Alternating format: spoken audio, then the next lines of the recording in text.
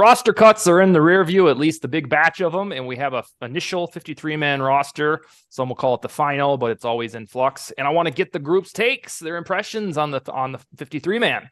And I'm going to start with Raun. Give me something that stood off the page that you didn't foresee, that you enjoyed or disliked, whatever you got. I think the most surprising thing to me is the six safeties. And I was happy to see, man, and the names, the Najee, the Thompson? cornerback, the special teamer. Mm-hmm. Yeah. I was excited to see him make it just because of how he flashed.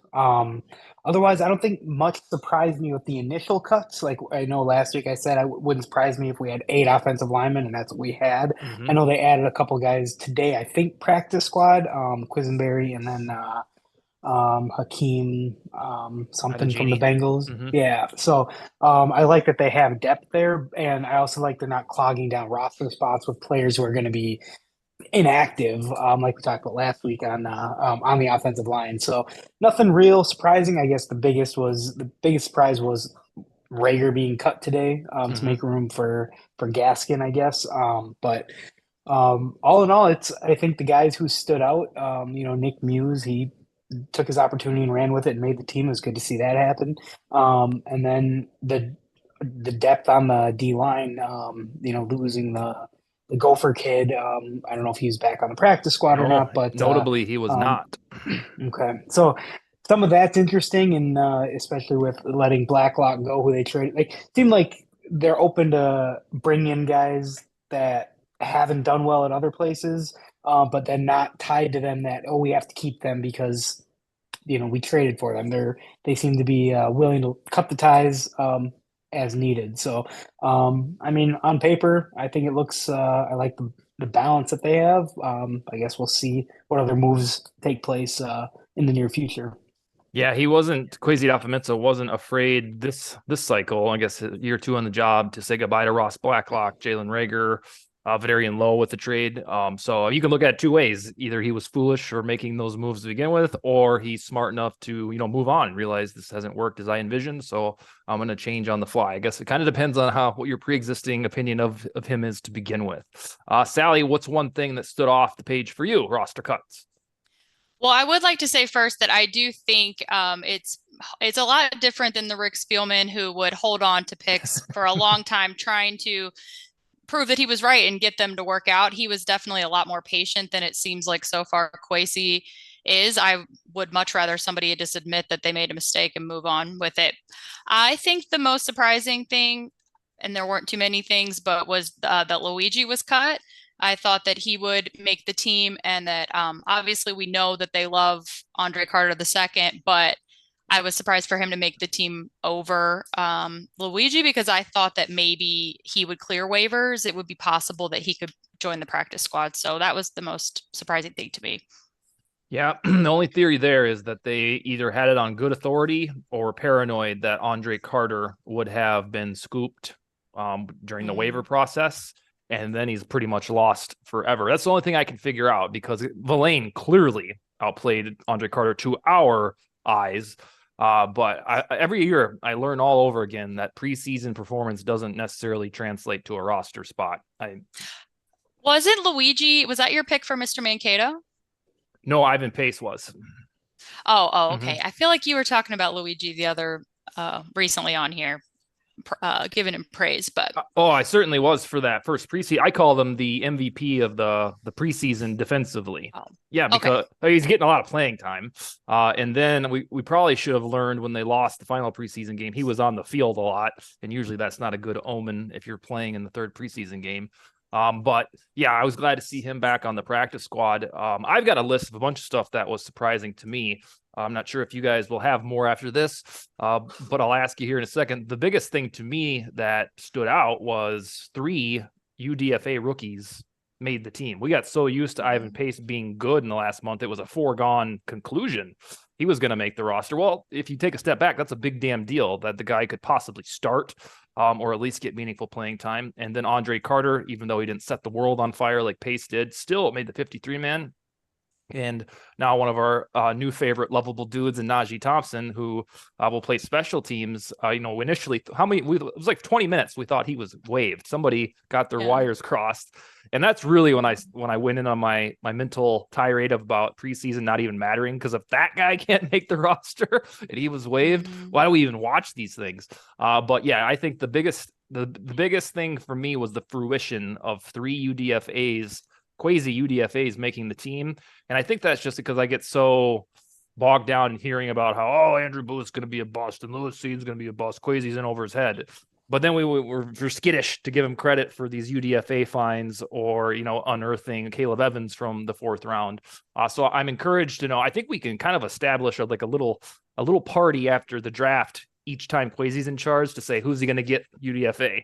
Because there's usually somebody who stands out. Last year it was Villain. And then this year, even more than Villain, is Ivan Pace. Ron, did you cover all yours in one swoop?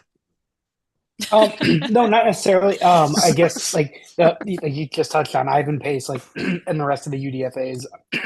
I know like Ivan Pace was that big name when they signed him. That the knock on him was just that he's a little too small. But last I checked, that never stopped London Fletcher, Zach Thomas, those guys that are Hall of Fame worthy, if not in the Hall of Fame. Because if you can play, you can play. And I think he proved during the preseason that him being undersized, if anything, it just gives him more leverage, because he was taking on, you would see him just take on guards and explode them. And that to me was exciting to see, because we all know he has the sideline to sideline ability. And the fact that he didn't play in the last preseason game, I can't remember an undrafted free agent ever not playing.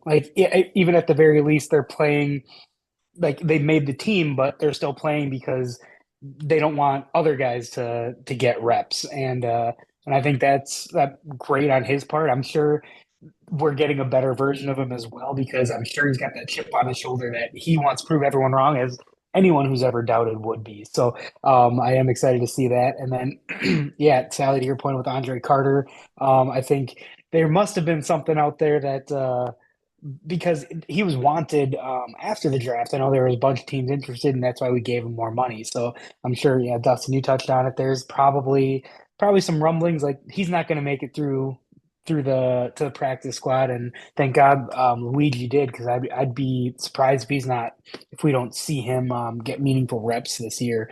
If not for us, someone else might pluck him. So, and then shout out to Najee Thompson, because that's the way the kid plays. And I think I saw something on social media where he was never a star corner or anything. This is how he made his name. And if he goes out there like Matthew Slater for the Patriots, he's a wide receiver, but he's never going out there on wide receiver sets. If this is his claim to make the league and to stay and to stick, good for him, because you don't get too many guys that have that nose for the ball as gunners. You're on mute, Dust. Oh boy, once a month that gives me. The thing about Ivan Pace that I find so fun is, let's say he was 1.5 inches taller, 2 inches taller. If he was the Vikings' first rounder, we'd be all excited right now. We'd be like, yeah, we really nailed this pick. But he wasn't even drafted. And now, just because the three of us on this panel follow Vikings so intently, it's like, oh yeah, Pace is awesome. He's gonna. But if you step back and realize this isn't some first or second rounder that we're like, come on, baby, this is just some guy that was hanging out after the draft, too small, and for the University of Cincinnati, he was a machine there. So I like the perspective of knowing that this guy, especially after Adam Thielen just left, we're all craving another fairy tale. And I think Pace, to an extent, he's still got to play some regular season games, but I have no anxiety that he's going to translate over there just fine. I'm just hoping, and Sally, you might love this reference as well. I'm hoping he's the Vikings version of Nas Reed. Just just becomes that fan favorite and just balls out. Love Nas Reed. He was at the fair today. I saw. I saw his dog too. His dog was there? That's not allowed. I saw him take pictures with the dog. I researched this. That's not allowed. I'll have to look at that. I've never seen his dog. Well, I should look into it. His dog. And then Kirko was there in a Twins hat. I saw that before we got on the show. Yeah, what's going on with that guy? It's been reborn.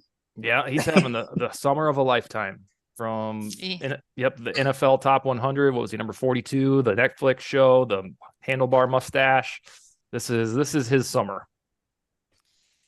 It is. It seems I've never seen anyone, I guess, revamp their image and win over so many people in such a short time. Started with you last year. You know, I guess it did start with me This did start last year, didn't it? I think the candle is what did it. The candle, I told this, so I did Ted Glover's podcast like a month or so ago. Sure. And I lit the candles like for the background. And so I had the Victor candle and I had the Kirk candle. And I, did the podcast. I come into my guest room the next night and I'm like, why does it smell like that? The Kirk candle was still burning 24 hours later. So I think that's a good sign. Oh yeah, well, that's a good sign. It's a durable candle for a durable dude. Exactly. He will not be burning out what this else, season. So what else for you, Sally? Stood off the page.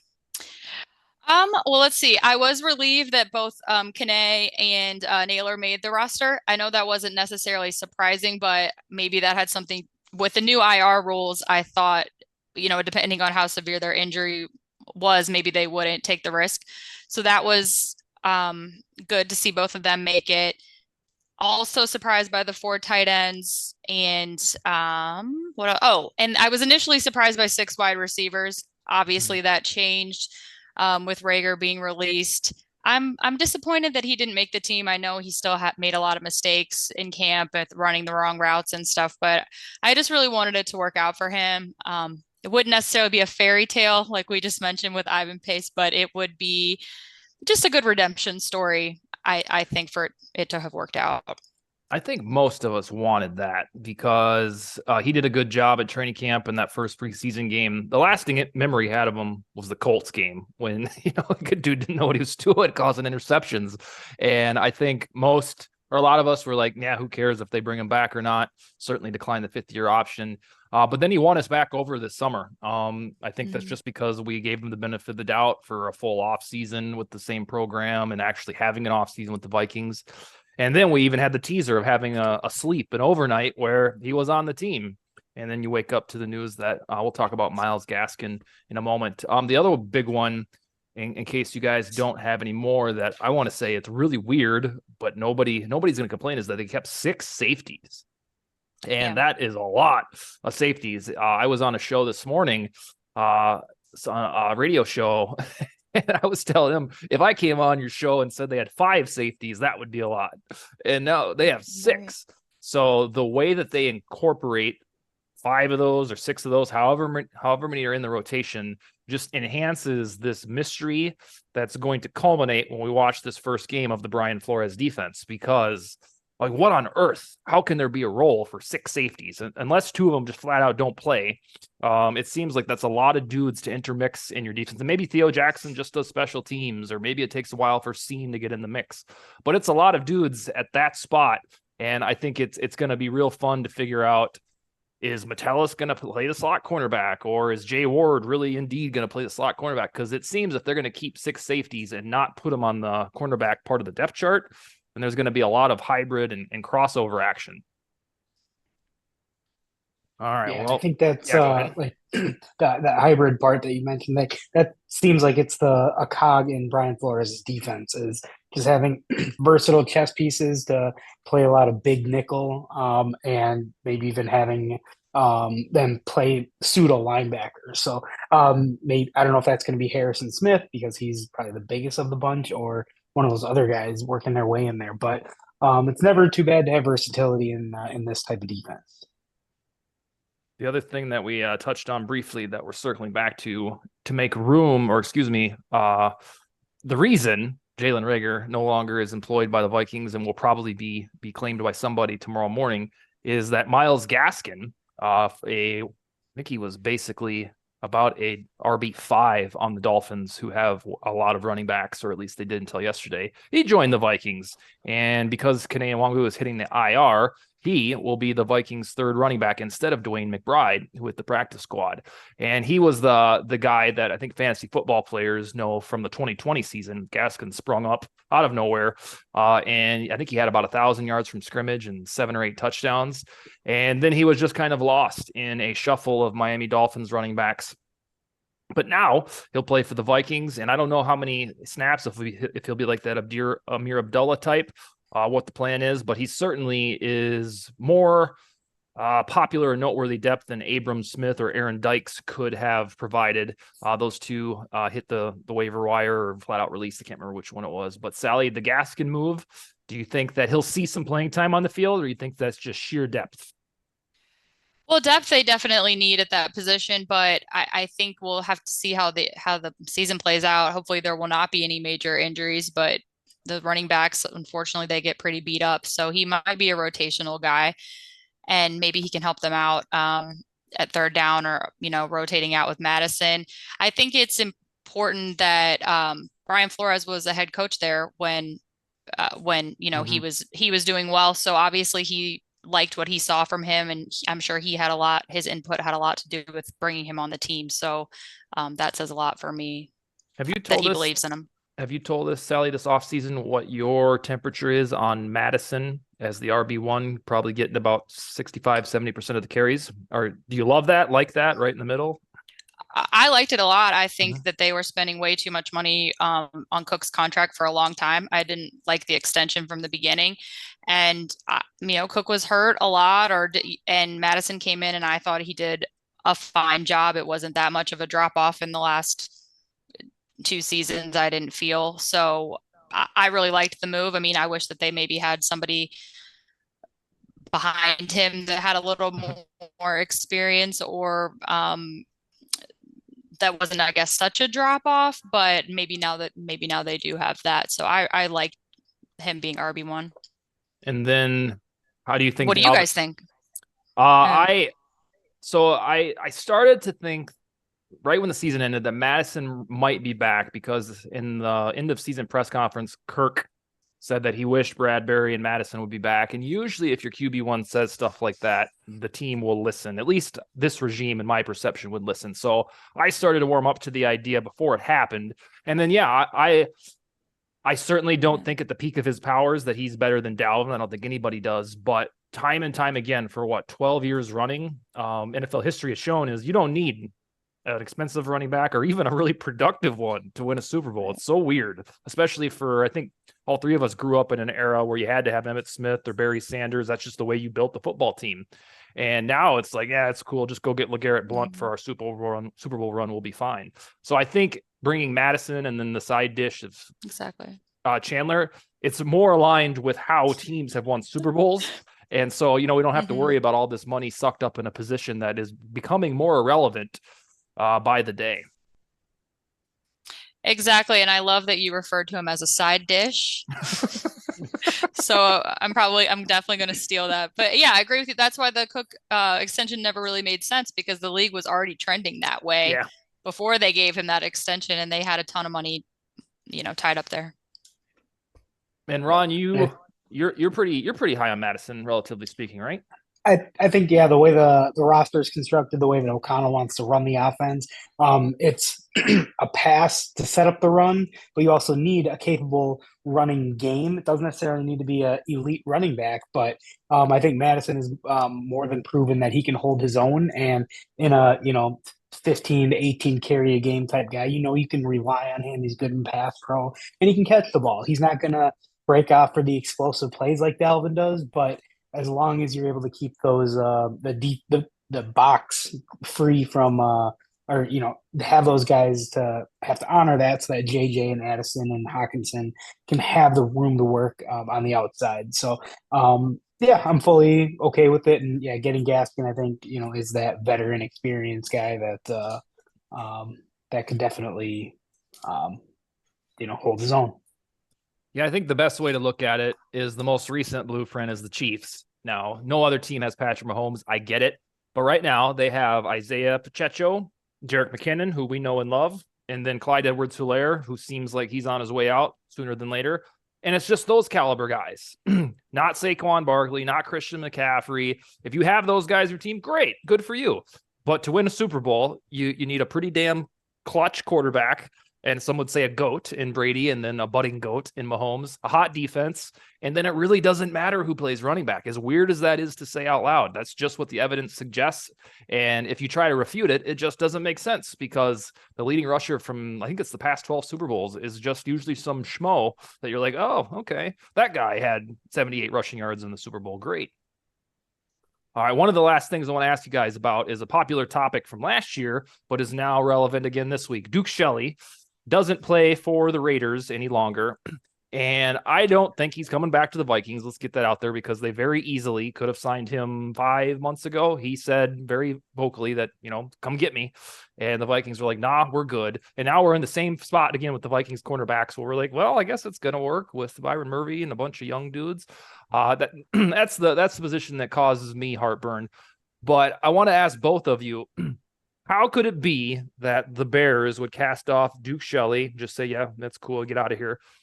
He latches on with the Vikings because of injuries to Dantzler, to Booth, and to Evans. He gets out on the field and makes this huge case for himself as one of the best cornerbacks for Pro Football Focus. Then the Vikings don't want him back. And then the Raiders, who probably have the worst cornerback room in the league, don't even need him. What gives here, Sally? Can you explain it at all?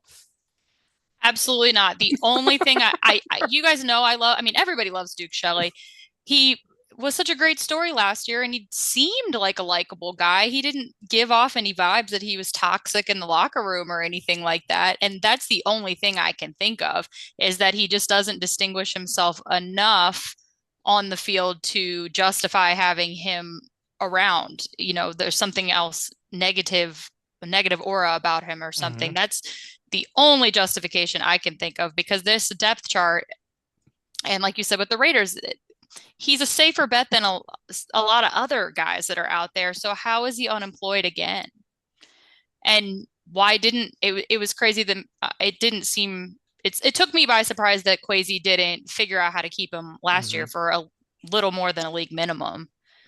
So there's something going on. Yeah, we basically have to assume now, as bizarre as it sounds, that for about 10 games, Duke Shelley was really lucky. That's the only thing that describes it. And I don't know that I can remember in this sport. We've seen it with basketball, like with Lynn Sanity and all that, but I just don't understand how, and that was a long time ago, in football, how a cornerback could play so damn, and I'm not doing homer takes here that, yeah, Duke Shelley, he was really good.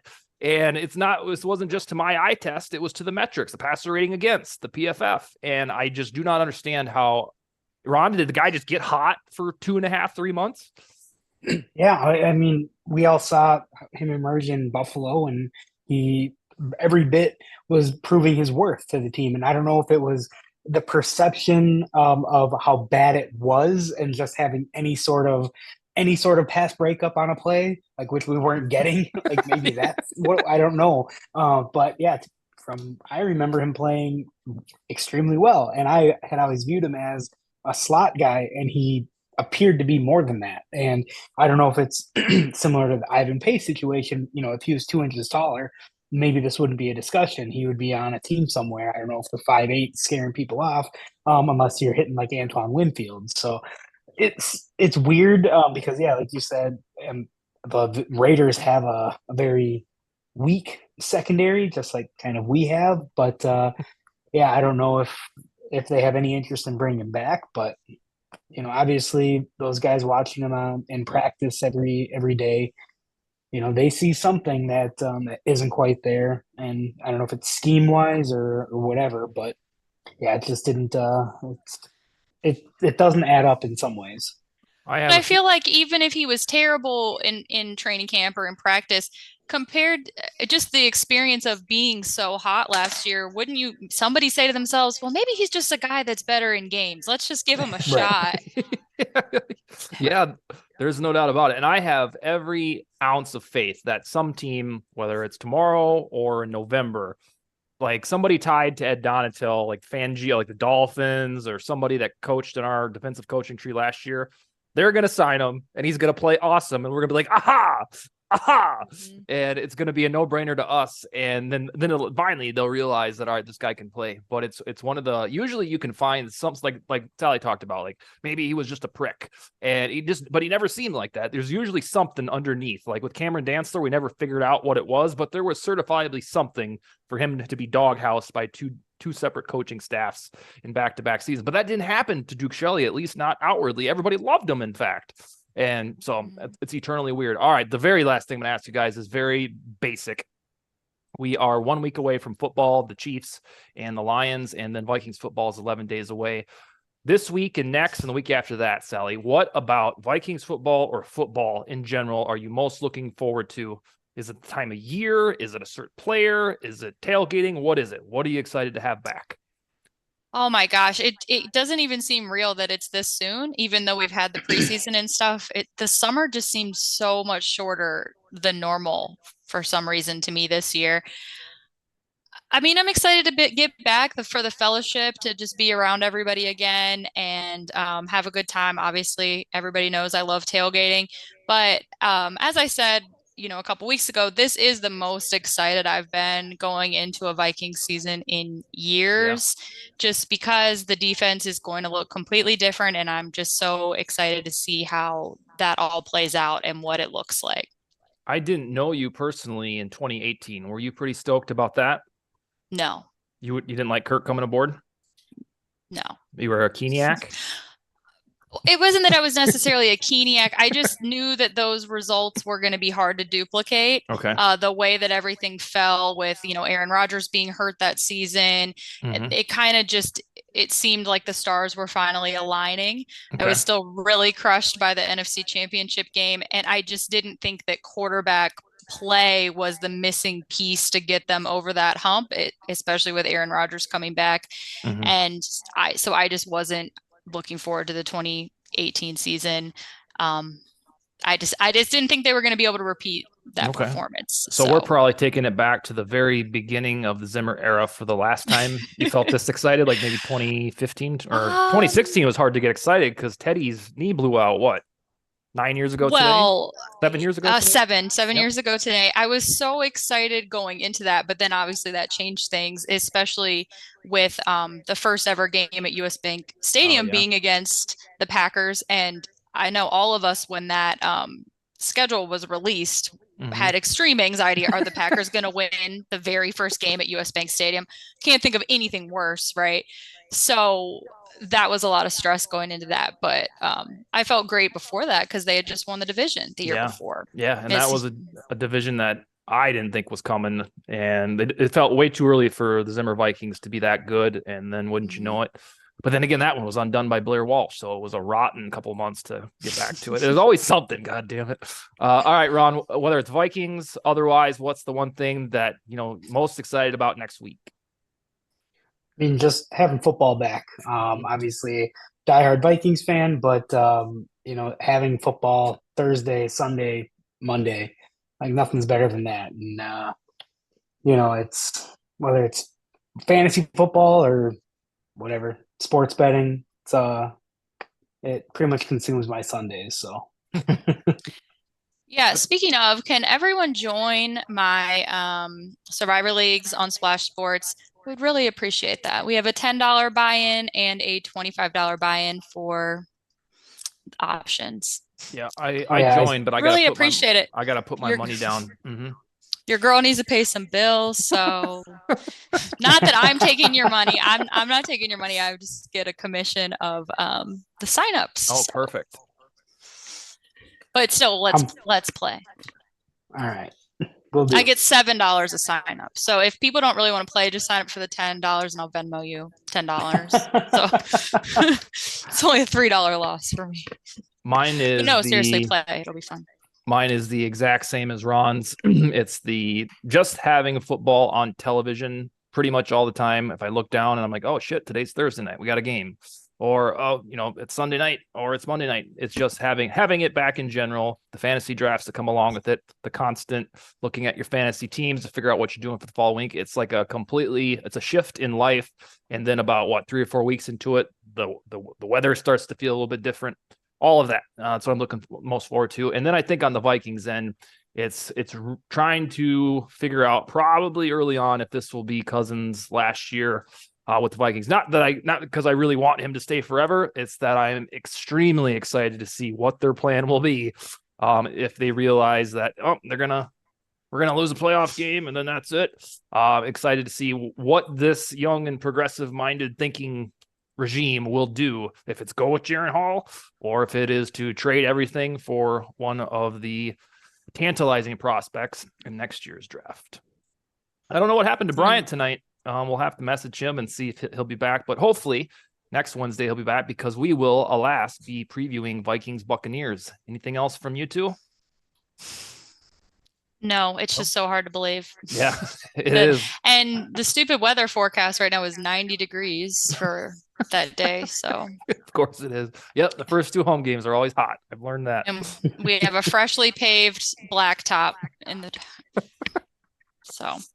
All right, guys, we'll talk to you in 1 week for a preview of Buccaneers Vikings. All right.